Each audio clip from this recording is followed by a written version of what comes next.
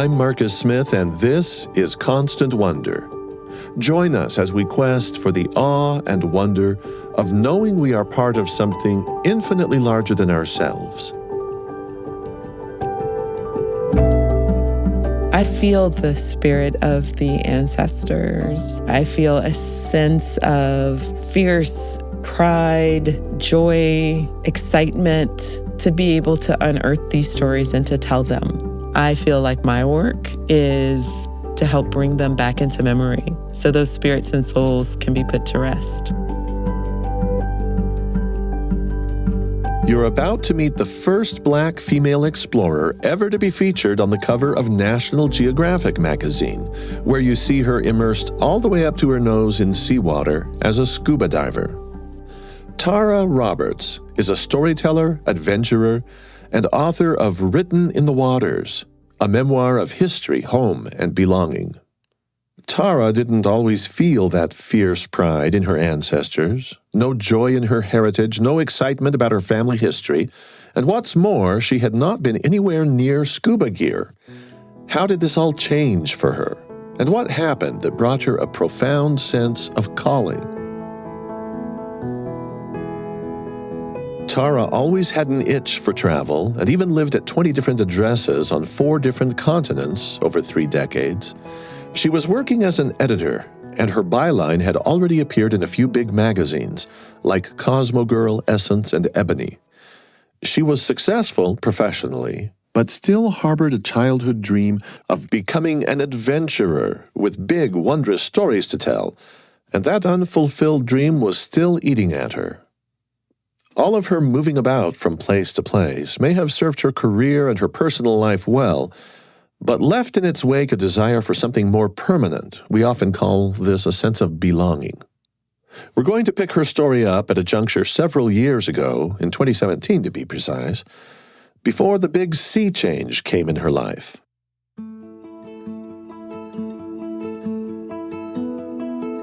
There was a day when you found yourself confronting your own heritage, your Black American legacy with a friend named Lucinda. And I gather from that story that this has been a very complicated and difficult heritage for you personally to meditate on, to confront, to digest. It's true. It's actually not something that I thought a lot about.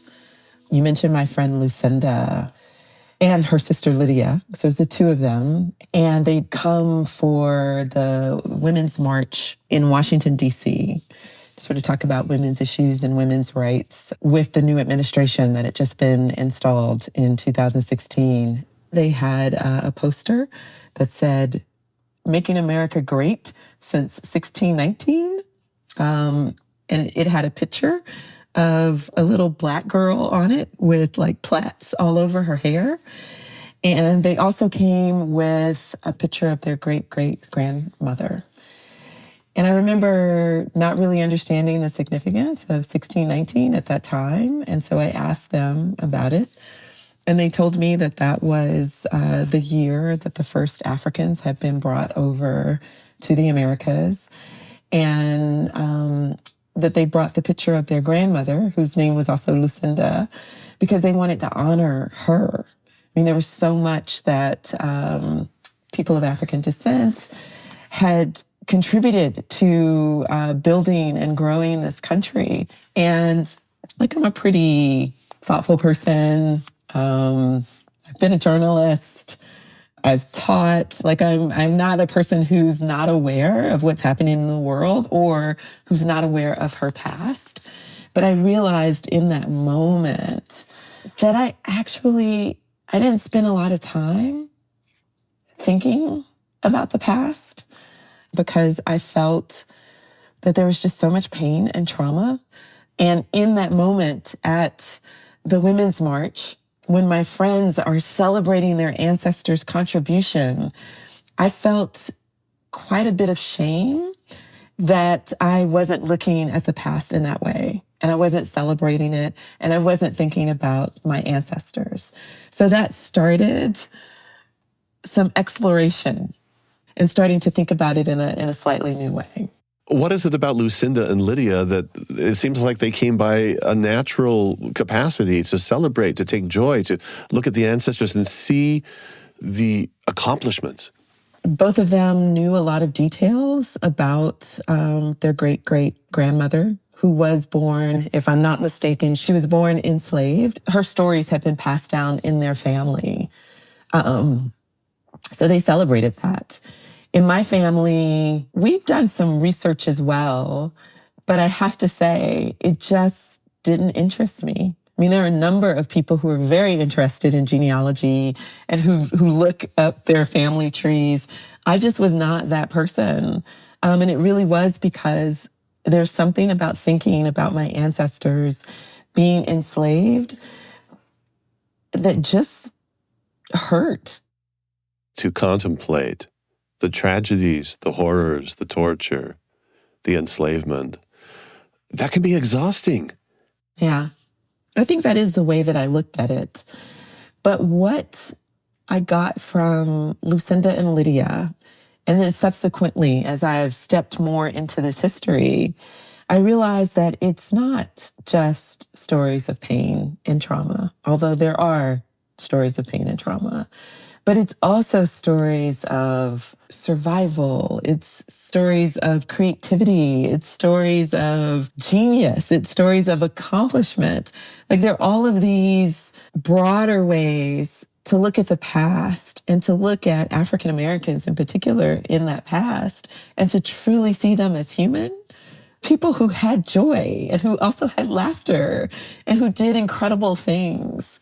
So when I met Lucinda and Lydia at that march, it started a chain of events that led me somewhere where I couldn't have imagined. And one of those places was to go to the National Museum of African American History and Culture in Washington, D.C.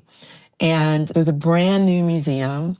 It was like a hot ticket all over the country. People were flying in, they were busing in, and it was hard to get tickets. And I figured I have to go because I should, but I wasn't excited about going, but I was like, I just need to do it.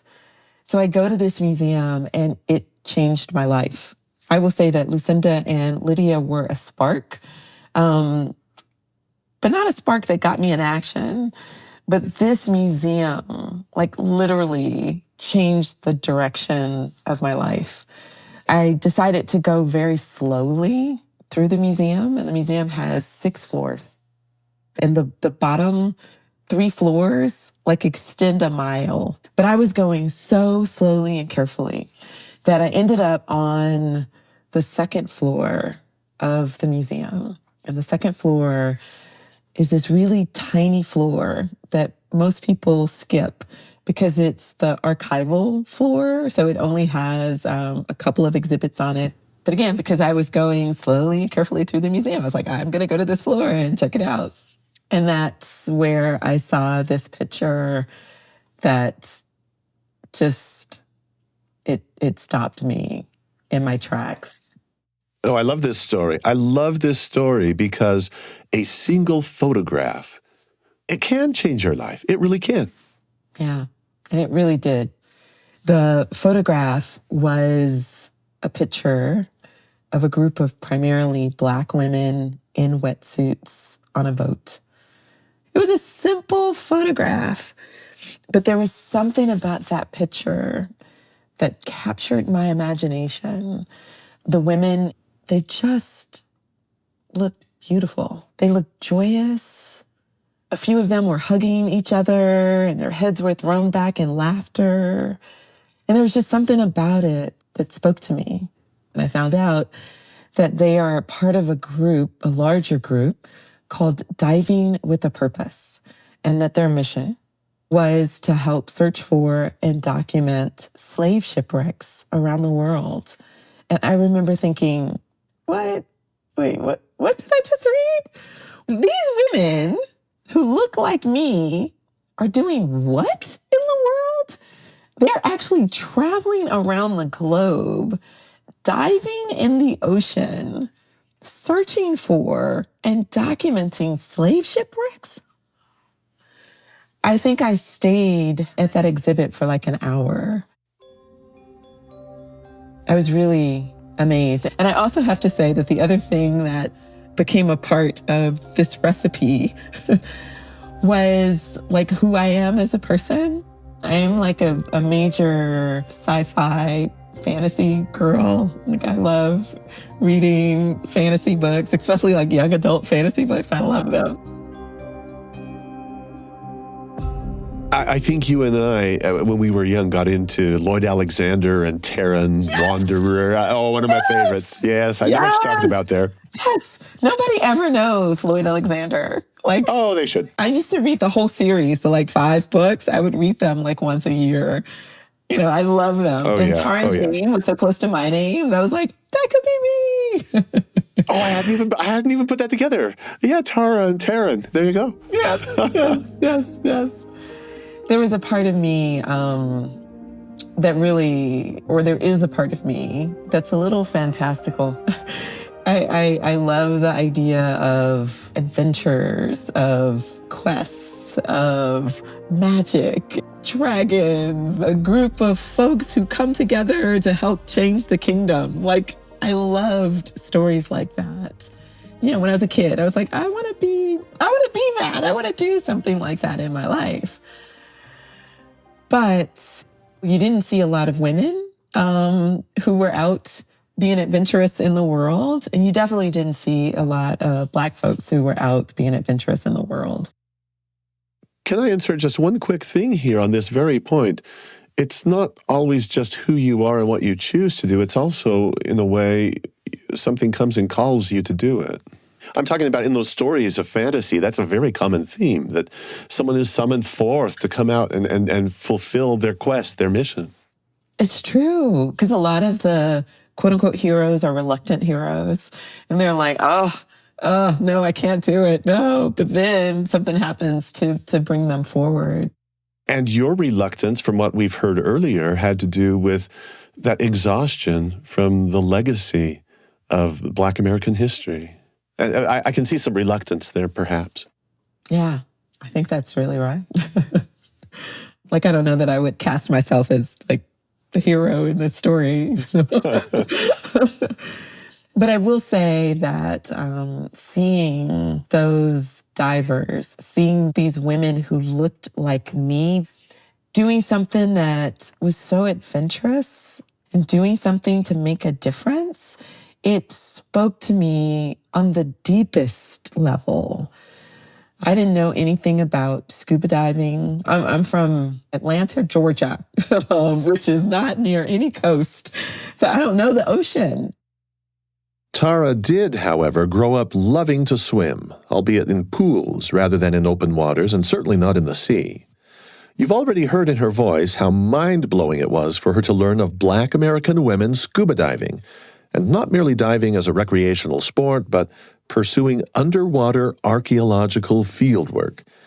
These women in the photo were documenting shipwrecks from the days of the slave trade and working to protect those sites. The organization Diving with a Purpose, or DWP, did of course enlist both men and women, but to see a large contingent of females in that photo, well, all kinds of lights started going off for Tara. In short order, she learned of a gentleman by the name of Ken Stewart, who was co-founder of DWP. I decided to call them up. I wasn't at that time thinking, oh, I can go dive with them, because again, I didn't have any sort of background around scuba diving, but I thought maybe I could be supportive. I worked for an organization that supported people who were making change in the world. So I thought, maybe I can help them with fundraising or just something. And nothing came from it. But at the end, he extended this invitation to me. I guess maybe, like, who is the character in the book that would extend the invitation that gets you on the journey?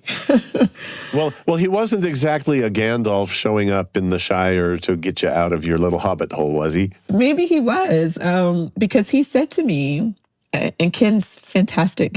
Now he's in his 80s, but when we met, he was in his early 70s. But at the end of our last call, he said to me, Tara Roberts, do you know that the epicenter of Black scuba diving is right there in Washington, D.C. And I was like, what? Like Black scuba diving in Washington, D.C.? I mean, D.C. is on the water, but you would think it would be in Florida or in the Caribbean or something. Like, but he's like, no. He's like, all the major cats, they're right there in D.C. Like Dr. Albert Jose Jones, who is considered the grandfather of Black scuba diving. And I was like, no, I had no idea. And he was like, do you want to come join us? He's like, if you say yes, I can get you into the next class. You got to train and get your scuba certification. And then you come join us. And I was like, I cannot say no to that. Like the universe brought me to Washington, D.C. and made all of these things come together. I have to step into it. Tara got going with that class and entered 3 months of training. Some people go to the Caribbean and they get their scuba diving certification in a weekend. This club is like, no, we take scuba diving seriously. You will learn everything and we will take our time. So it was 3 whole months that I did this. It sounds to me from everything you've said that you were thinking, I could embed myself as a journalist with this group and follow them around. Am I hearing that right? Yes, that's where I went in my mind because I was like, one, this is a great story because I think it upends the idea of who Black people can be in the world. And then as I started to learn more and more about the history, I was like, there's so much that we don't know. And I think that there are probably a lot of people who were like me who just feel like it's too much and they can't step into it because it feels too traumatic. You're talking about smiling scuba divers in a photo that you saw at the museum who are confronting one of the most horrific stories in the history of the last 500 years. And somehow that journalistically is of interest to you because of their fervor and their passion and their excitement combined with that horrible story of slavery.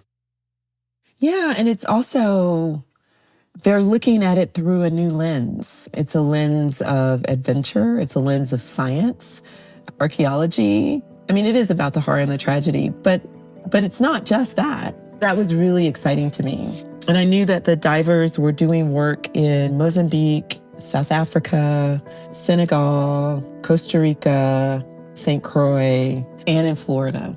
And that's when I was like, I want to go all in. Like, I want to travel to these places with them. I want to understand all the things. Like, I want to be a part of this and help tell the story.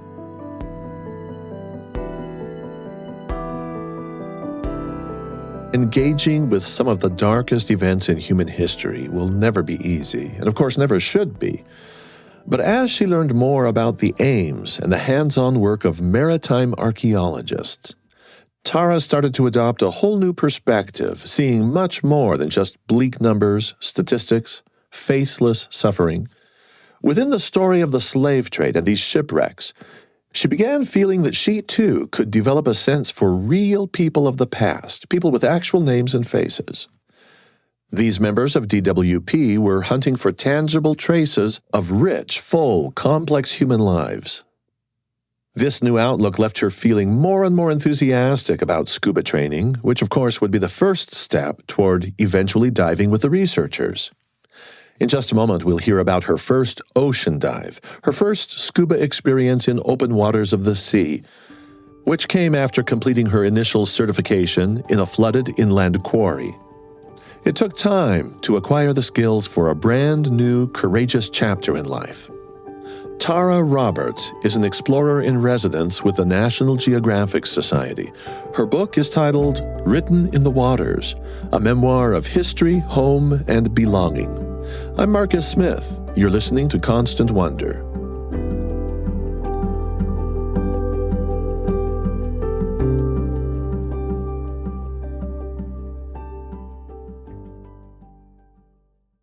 Have you grown weary of news coverage that feeds off anger and division, and yet you still want to engage with important issues? Well, let me introduce you to Top of Mind. It's another podcast from the BYU Radio family. Each week, the Top of Mind team, with award-winning host Julie Rose, undertakes a careful analysis of one tough topic. The goal is learning how to stay open and curious when confronted with perspectives that challenge us. And best of all, every episode will leave you feeling hopeful and better able to become an effective advocate for what matters to you. Top of Mind. Listen wherever you get your podcasts. We now return to Constant Wonder. This first ocean dive, how smoothly did that go? Actually, my first ocean dive was great. I dove in Mexico. The class that I got my scuba certification with, most of them came, and then all the instructors came. So I had this experience of what it's like for, 30 Black folks to descend on a resort and go out and do the thing. I was like, this is amazing. And then being out there in the ocean, I got my certification in a quarry in Virginia. So I had never been out in the ocean before. And to be out there, it was incredible. And I will say that this one moment, I think, crystallized it for me. We did a night dive. And, night dives, literally. Are you a scuba diver? Oh, no, absolutely not. So night dives are kind of scary because it's night and you're in the ocean and there's no light down there. So you follow instructors that have lights attached to their foreheads and you're swimming in the dark and who knows what's around you. I was following Kamal, who's a lead instructor with Diving with a Purpose, and he had his light on. So you could only see what was right in front of him. But then I noticed far in the distance, there was a light. And I was like, what is that light? And the light was coming closer and closer to us. And I was like, oh, what is this? And as it got closer and closer, the light got bigger and bigger. It took up more and more space. And then eventually the light was right on us. And I realized that it was a school of thousands of silverfish, these little tiny silverfish. And they swam all around us and encased us in their light.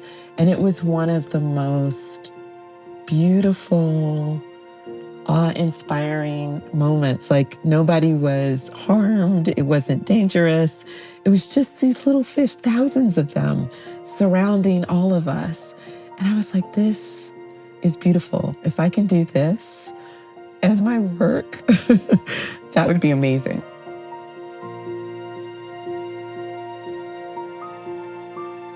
Amazing enough that after this experience in Mexico, Tara quit her job back home to focus full-time on this new opportunity. Like most adventures in life, not all of her dives were guaranteed to be magical. After earning scuba certification, she still needed some 30 ocean dives in order to satisfy folks at DWP that she had mastered additional vital skills. When you're documenting shipwrecks, you're on the ocean floor with a clipboard and a pencil and measuring tape and you're drawing. And so you have to really be able to maintain your buoyancy and your balance in the water. So I'd gone to Sri Lanka to practice my dives to get them in. During this additional training, before she was eventually invited to visit historical sites with DWP, a huge question kept gnawing away at her. If you quit your job to chase a dream, your savings account balance can start to take its own dive. So where would she secure funding to make this all possible? That big financial worry often overwhelmed her.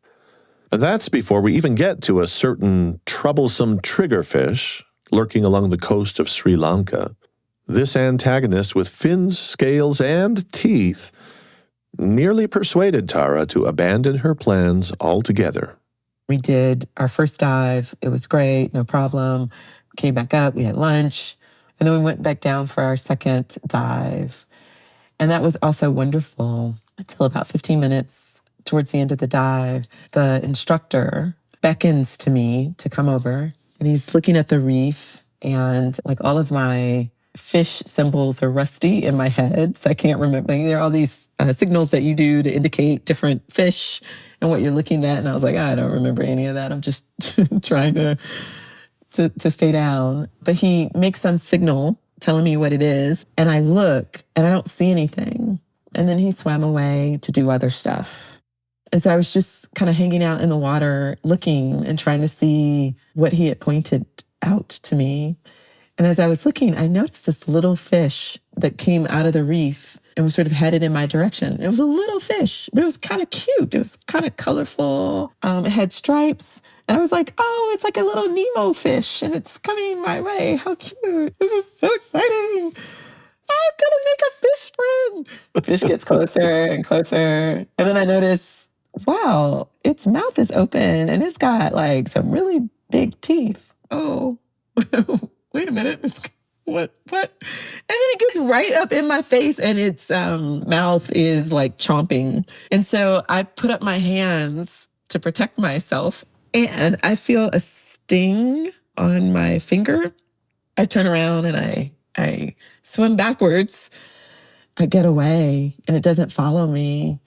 But then I look and I see that there's a trail of blood in the water. And I look at my finger and it is lopsided. And I realize that that fish just bit off a portion of my finger. And at the time, I quit my job. I had applied for a couple of grants. I hadn't gotten them. And then this happens. And even though I'd had all of those signs that felt like the universe was like, this is a direction to go, I didn't know if it was right anymore. I was like, a fish just bit a piece of my finger off in the ocean. Like, this is dangerous. And is this something that I really need to be doing? And how am I going to afford it anyway? You had misgivings now about whether or not you were on the right course.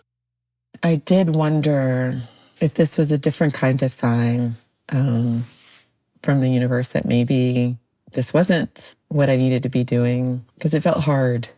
And I didn't know how I was going to fund it. Even though I knew I wanted to do it, I was like, maybe I'm trying to force it in a way that doesn't need to happen. Yeah, that incident shook me up. So I stayed at my hotel in Sri Lanka and tried to heal. I reached out to the DWP folks, to Ken, to Gamal, and they were funny. They kind of laughed it off. They're like, you're a real diver now, because stuff always happens in the ocean. I was like, okay, that's a positive way to think about this. And I remember going to the beach one morning and sitting out there, just looking out across the water. I just realized, like, I am doing this work for the ancestors who went through far more and they survived, or else I wouldn't be here. This is a story about survival. It's a story about resilience. What just happened to me is nothing. How could I quit because I haven't raised the money and because I had an encounter with the triggerfish? I was like, my ancestors would slap my face a little bit or pat me on the butt and be like, are you serious? This is what is going to knock you out of the game. So I kind of quickly got over myself, and I was like, we're going to keep going. Bandaged up the finger. Maybe spilling blood in the ocean actually means something powerful. Like, when I think about a lot of heroic journeys with groups of people, often they cut themselves and merge the blood together to say that we're in it together and we're brothers or we're sisters and we're doing this thing. And I was like, maybe I needed to spill some blood to really be in this journey fully. Maybe that was my initiation, my rite.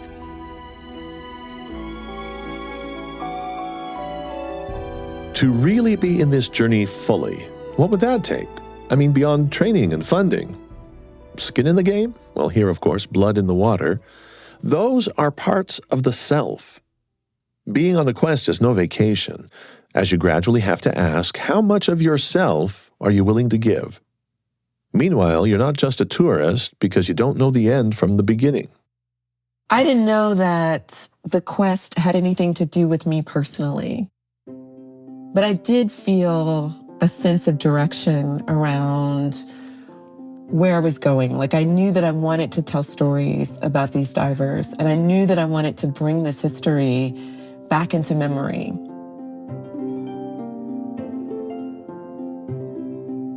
It was during this season of learning scuba skills in order to reinvent herself and dive with DWP that Tara shared all of these new vocational hopes and aspirations with her mother. She went back home on a visit to Atlanta, and Lula Roberts, being a religious person, invited Reverend Jack Bomar to drop by. Now, this Jack Bomar serves as bishop at the Hillside International Truth Center in Atlanta. My mother, who's a very strong, opinionated person, was just a bit nervous that I was out on my own traveling around the world. I'm an adult. I've been an adult for a long time, but I'm my mother's only child. And so she asked Jack to bless me. And I thought, my mother asked, let's just do it. It's fine. And he was willing to do it. And I thought it would be a simple blessing. But his blessing actually, it opened up a way for me to also think about this history in a way that I hadn't thought before. And it gave me a way to think about how I tell stories about this. So I am forever grateful to Bishop Jack. What he said to me was that I needed to ask the ancestors for permission to do this journey. And I needed to ask them to guide me and to make the way safe, smooth, and harmonious for me. And he also said that I needed to speak their names.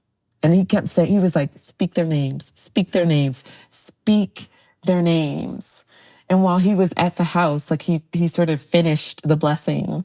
And my mother has pictures of our ancestors on the wall. And these are ancestors that I would see, but wasn't super curious about because of my reluctance to step into the history. So I didn't think about them a lot.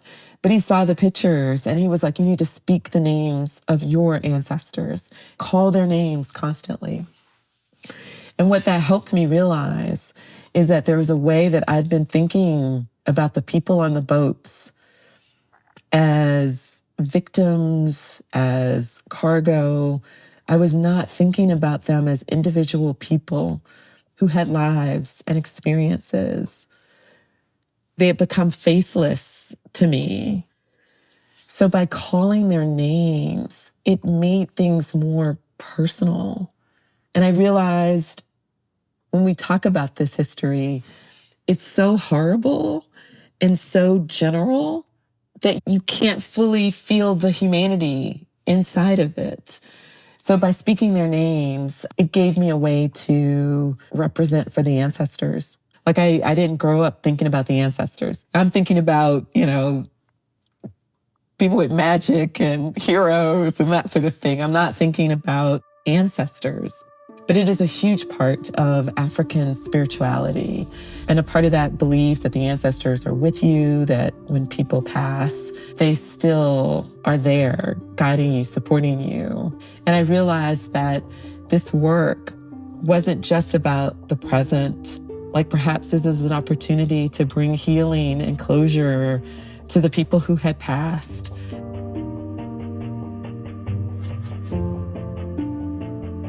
Tara, there is one page from your book that I printed out to keep, and it begins on that page with 12,000 ships, 12.5 million Africans coming to the Americas between the 1500s and the 1800s, 36,000 voyages made in those 400 years, 40 countries involved. The numbers just are astonishing. And then you tell us that there may be as many as 1,000 ships that sank during this period. And now you're associated with a group of divers who is researching and trying to find the actual relics remaining from these ships. And maybe 2 million people during the Middle Passage enslaved who were tortured, murdered, drowned, died at sea. Yeah. I didn't know any of those numbers before I started this work. And when I put it into context, and I think One, just about the ships. It's 12,000 ships. And I realized when I was growing up that I couldn't tell you the name of a single one of those ships. But yet I could tell you about the Mayflower. I could tell you about all these other ships. I could talk about the Titanic. How many movies are made about the Titanic? Which was a tragic story, but you've got like 3,000 to 4,000 people who died on that ship. Here you have close to 2 million people who died in the ocean, but I can't tell you the name of a single one of those ships. So that was one of the facts that made me realize that a lot of this history is just not in memory. And what I could do through my storytelling was to help bring it back. So that felt like a clear mission, clear work for me. What I had not intended, what I did not realize, like actually when I think about it now, it's like, duh, Tara, you're a Black girl. You know that your ancestors were enslaved. Like, of course, this is about your history too.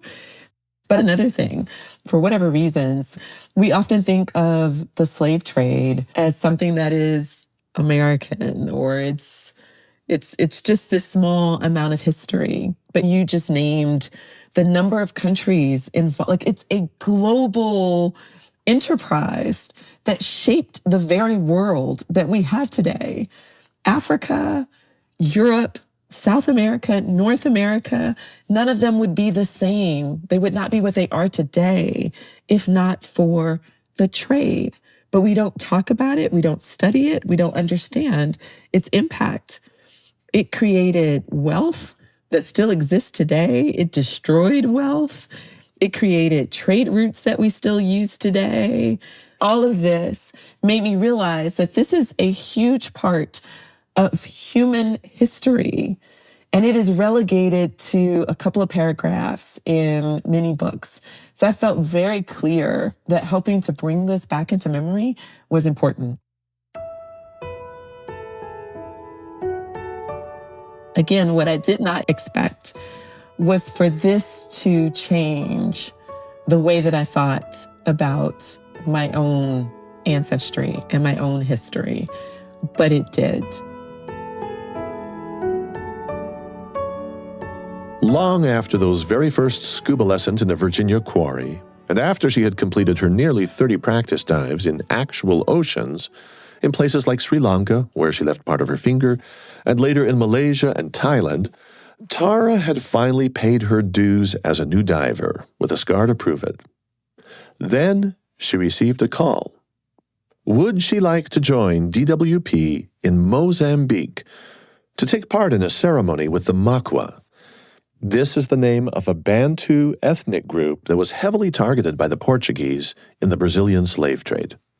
Back in 1794, an ill-fated ship named the São José Paquete d'Africa sank off the coast of Cape Town. It was laden with hundreds of enslaved Makwa people, and Tara would have the chance to meet some of their modern-day relatives. By the time of this invitation, one of her biggest anxieties had finally been put to rest. She had received word of substantial funding from National Geographic. That was a game changer, and so of course she said yes to Mozambique. So I was really excited. I'd never been there before. I thought it was going to be an amazing trip. And right before I left, I had this dream. And at that time, I was keeping notebooks on my nightstand. Because you never know when great ideas might come forth. And that night, I had a dream that was actually a little spooky. It felt like someone, and it felt not just one person, but it felt like a multitude of voices whispered a word in my ear. I woke up enough to write the word down phonetically, and that was it. And then I went back to sleep. But I woke up the next morning and I looked at the word and it looked like a nonsense word to me. And I was like, what? The way it had sounded in my head was E-way. So I'd written E-E-W-A-Y. And I was like, well, that meant nothing. Oh, well, I don't know what that meant. And I moved on. But later I was traveling, and right after Mozambique, I went to South Africa. And while I was in South Africa, I had these experiences that started me thinking about where I'm from, who am I connected to, what is my real connection to Africa, what does all of this mean? And I got this inspiration to go to Benin and Togo. And both of those places were not places that Diving with a Purpose was working with. But Benin is one of the major stops in the transatlantic slave trade. Like, it's this tiny West African country, but they had over 1 million people that were trafficked from Benin. And I had already done my ancestry DNA test. And that test at that time had Benin and Togo at the top of the list with percentages. And so I thought, well, let me just take a side trip and go.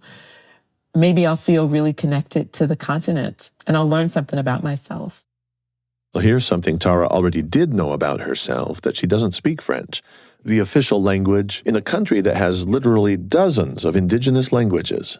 So I hired a guide, and he was great. I asked him to tell me about some of the people who live here so that I can learn more about Benin. And he started telling me about the various tribes or ethnic groups. And he goes through, it's this one and this one and this one and this one. And then the very last one, he says, and there are the Ewe, EWE, the Ewe. Then he tells me about who they are, and I'm like, oh my, people can't see on the podcast, but my mouth is open and my eyes are wide, and I'm like, what? Oh my goodness, like, I'm still amazed and processing that one.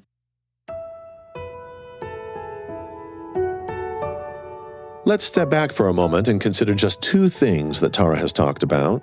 First, Bishop Jack Bomar in Atlanta and his repeated insistence that she should speak the names of her ancestors.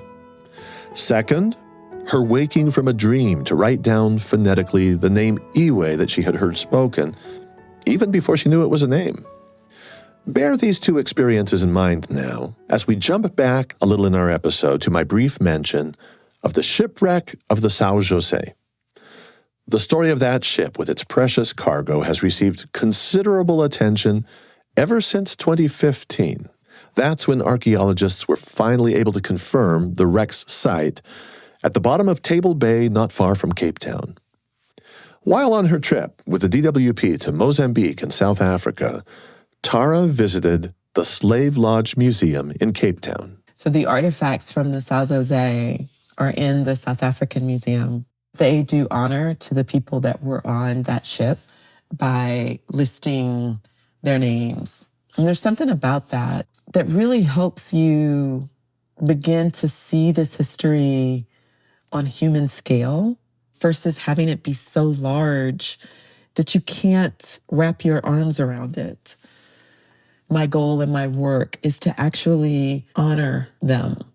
Close to 2 million people who just died in the ocean. We're not talking about the number of people who died once they arrived somewhere and were enslaved, but just in the ocean, these forgotten people who deserve to be remembered.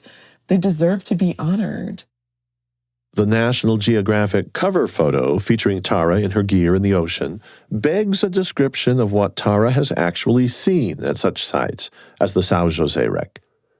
As it turns out, the pieces of a ship's wreckage are usually not found in just one place. All of these pieces are scattered across the ocean floor.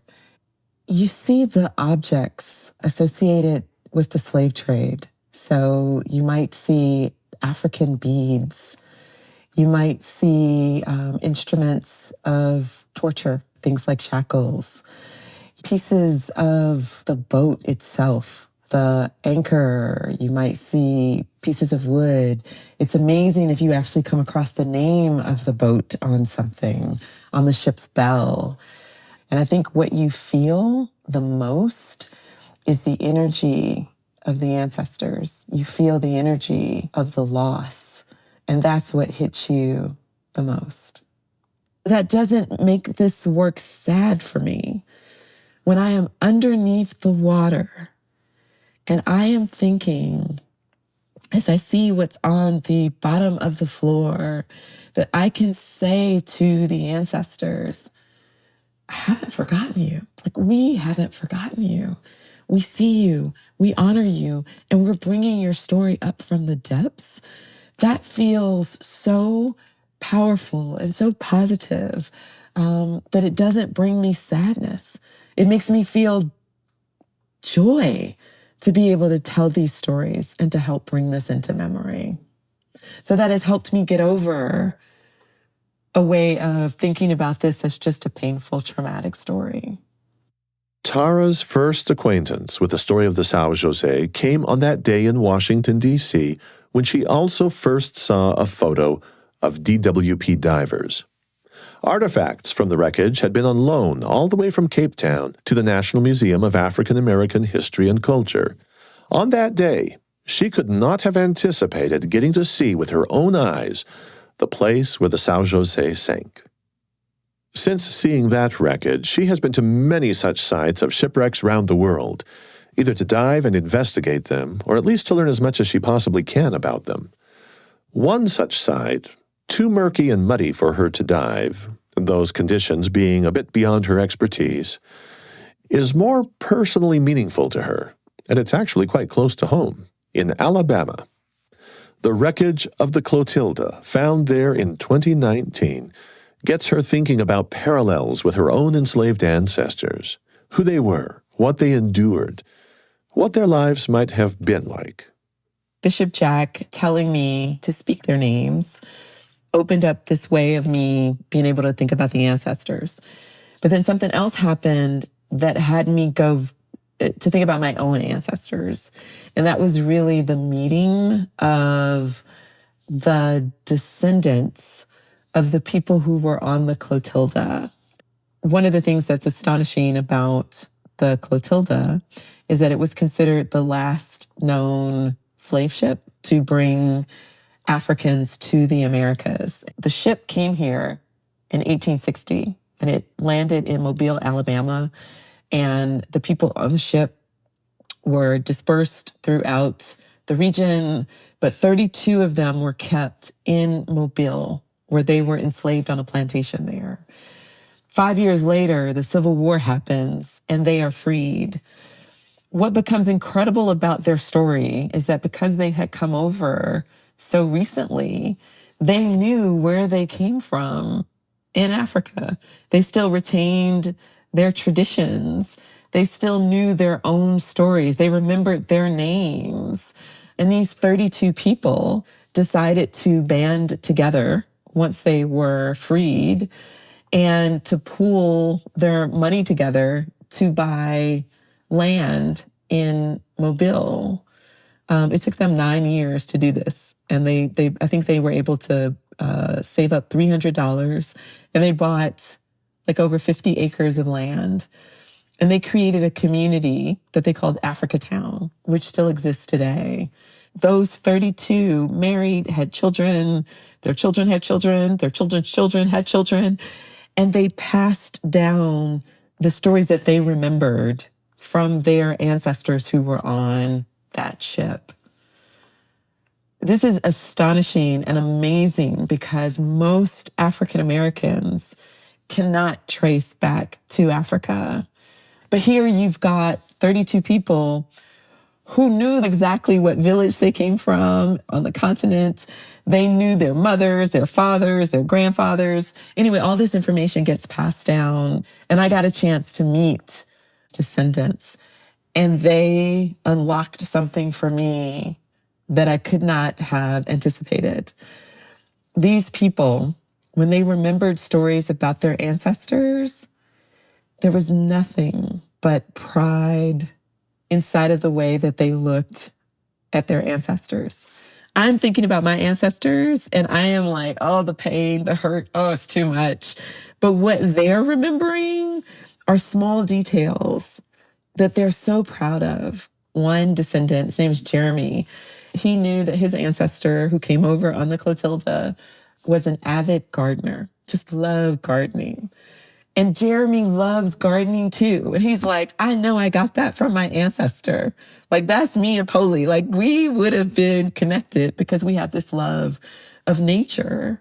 Again, most African, we can't pull out those kinds of details from our ancestors. But hearing more and more stories like that, it made me get curious. And I was like, but what if I could? Like, what if I could actually know those kinds of details about my ancestors? What if there are some family traits or some family gifts that have been passed down that I don't know about? Meeting Clotilda descendants prompted Tara to hire a genealogist who could not trace her family back to a slave ship and certainly not all the way back to Africa, but did succeed in recovering quite a bit of information. About my great-great-grandpa, Jack. He's the furthest that we can trace back. Born in 1837 in Edenton, North Carolina, which is where his children grew up, his children's children grew up, and then their children grew up. So my mother also grew up in this town called Edenton. And I knew some details about her life there, her father's life, a couple of things about her grandfather, but not a lot. And we had a picture of Jack, but I didn't know lots and lots of details about him. Over my long career as a hobby genealogist myself, I have spoken with hundreds of people about their family stories. Some people care deeply, others not so much. Before 2020, Tara was a not-so-much person, but today, you can hear it in her voice. She has got the bug. And I decided to go to Edenton. So I went for two reasons. I went because I'd hired this genealogist and she was starting to do research, and I wanted to be there finding out information, and I wanted to stand in spaces that I knew my ancestors had stood in. I wanted to look at their graves. I wanted to really step into Edenton. And I'd been to Edenton before, but not with that kind of mindset. Because again, I was like, oh, I don't want to know all of that. It's too much. But this time I was like, I want to know everything. I want to go and I want to be there. My genealogist was like, maybe I'll have something by then. Maybe I won't. Let's see what happens. So I'm there and she finds out some details about Jack that have transformed me. Tell us, if you would, some of the great revelations that have emerged for you about this man, Jack. This is a man who was born enslaved in North Carolina, and he managed to buy over 174 acres of land. That's what? We also found out that he fought the Civil War, that he was a part of the United States Colored Troops. My family did not know this. I also discovered that Jack was invited to be a delegate to the 1865 Freedmen's Convention. And that is this convention to determine the constitutional rights of these newly freed people. Isn't that amazing? When you first discover that Jack has this heritage, this story, that's kind of like a shock to your system, I would think. Yeah, I had no idea. One, that his story was full of so much accomplishment and so much to be proud of. And I felt a little sad for myself that I had spent years not being interested in his story because I thought that his story was a story of pain and trauma. But it wasn't just that. He was out there making stuff happen, being creative and thoughtful, fighting for rights. He also might have spent a little bit of time in jail because apparently he ran a speakeasy. So he had a juke joint. And it makes me realize that Jack had a full life. It wasn't perfect, but it was human and it was interesting. And how dare I reduce his life to nothing but pain and trauma? And I also, I'm a person who has bought properties. I was like, oh my God, maybe I get that a little bit from Jack. I'm a person who is, sort of working to bring some illumination to the issues that I care about. He did that. So by the end of it, I just realized I have a connection with Jack that I could not have imagined before I started this work. I think this is the best time right here to talk about Juneteenth, the first commemoration. This is also, I think, the way the universe works. Juneteenth was not a holiday that I typically celebrate. But it turns out that Edenton, the small town that he's from, had this enormous Juneteenth celebration. And so they invited me to come and to participate. And part of what I have been struggling with a little bit, I didn't have this connection to the past. And I'm a bit nomadic. I'm one of those creative free souls who's kind of all over the place, living here, living there, doing this. I don't have a partner. I don't have children. So I'm like this free-floating kind of person. I wanted to figure out for myself, does knowing this history help me feel a sense of belonging as a woman, as a Black person, and as an American in this world? I didn't know if I would get an answer to that question, but I did.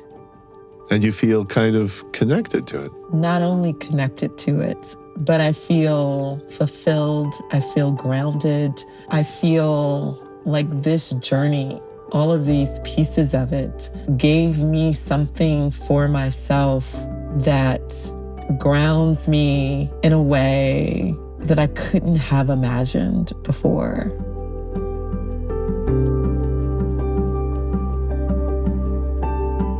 We're so grateful to Tara Roberts for sharing her time and stories with us. Her book is Written in the Waters, a memoir of history, home, and belonging. As always, if something in this episode stirred you, please subscribe and leave a review wherever you get your podcasts. This episode was produced by Jess Scoville with assistance from Mamie Teeples and Madeline Rollins. Sound design by Gabriel Haro. I'm Marcus Smith. Constant Wonder is a production of BYU Radio.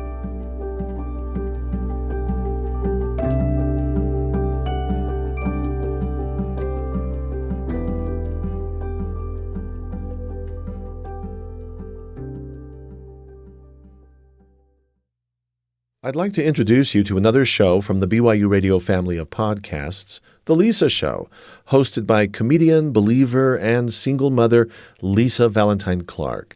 The Lisa Show delves into most any challenge that meets us in the course of our lives, especially challenges in the realm of human relationships, whether it's parenting, mental health questions, or social issues.